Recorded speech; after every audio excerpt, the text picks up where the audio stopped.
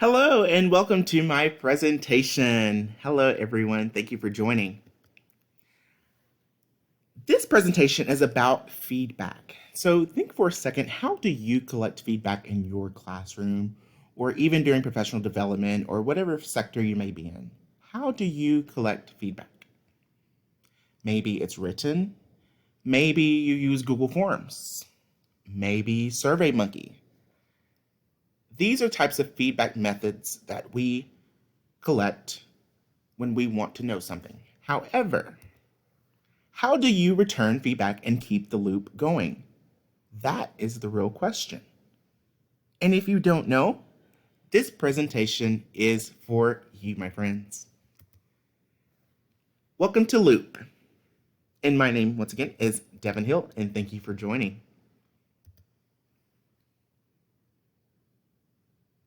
I love memes. This is one of the greatest things about education. Everyone gets it.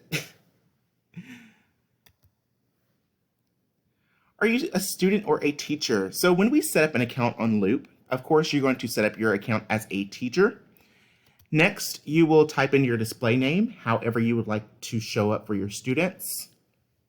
And after that, I personally teach 6 classes. I teach 6th and 7th grade. So I labeled this one as Social Studies 6, Block 1. And you can also import your groups from Google Classroom if you use Google.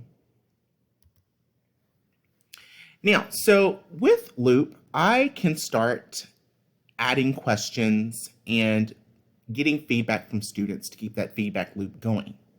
So next up, I can click on questions to ask a question. So I have different templates to choose from exit tickets to student reflection to classroom climate, remote learning, student well-being. So I have a few different options. So if I were to choose exit tickets, it pre-populates a couple of questions that I can ask.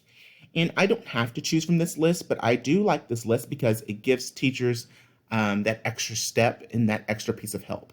How well did you understand today's lesson? What is one thing you would like me to explain more clearly? What was the most important thing you learned in today's class and why is it important? So exit tickets can be populated on here rather than using those external sources. When it comes to student reflection, what are 2 ways you contributed in class today? What was one thing you did well in class today? And what is one thing you learned from our last assignment? And so I really enjoy these because it's as a teacher, we like feedback, but sometimes we don't always know how to ask for feedback. So this pre-populates some choices for us. And then once you get more comfortable, you can, of course, ask your own questions. And so the types of responses, once I choose a question, I can do a scale from 1 to 7. I can do a reaction. I can do a text where students have to write, or I can give them multiple choice options. That multiple choice option might really work for exit tickets, and the text for open responses, and reactions maybe just to how are you feeling today. So I really enjoy these, and you can also choose 2 or more options when students are given a question. So I chose reaction and I want to text. And I can also allow for anonymous responses. I unclicked it because I want to be able to see what each child said.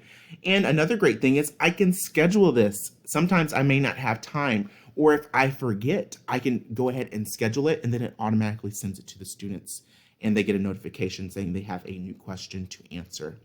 And also I can just ask now. If we're in class and I want to ask a question as an exit ticket, we can certainly do that. Or I can schedule a question for the rest of the week or the next 2 weeks. And that way, this is something that is taken off of your plate. So I ended up sending an invitation to myself as a student. I can also invite another teacher onto this account. I can add up to 50 students in this one group, which is great.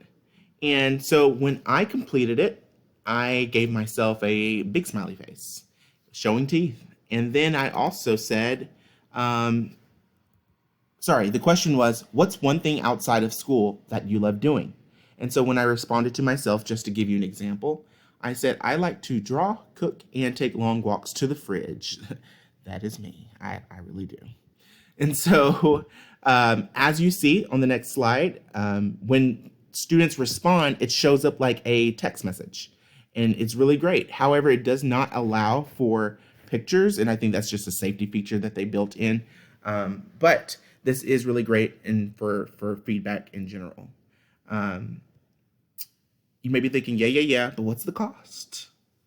Right? What's the cost? And so it is free for 3 groups or for 50 students in each group and 2 teachers for each group, or $3.99 a month, 50 groups, up to 150 students in each group, 3 teachers per group. You get the full template of questions. You get to send and schedule. You get to see announcement read receipts. That is a great feature, so you know a student read it. And then export student response data. I really love that. So I would really highly recommend that you suggest this to your admin. If you can get a grant, if you can just see if the student has, if the district has money or the campus has money in professional development funds. And that would be a great way to pay for this. Or you could just choose the free version. So thank you for watching this presentation. I hope you enjoyed it. I hope you learned something, and I hope to receive some feedback. Thank you.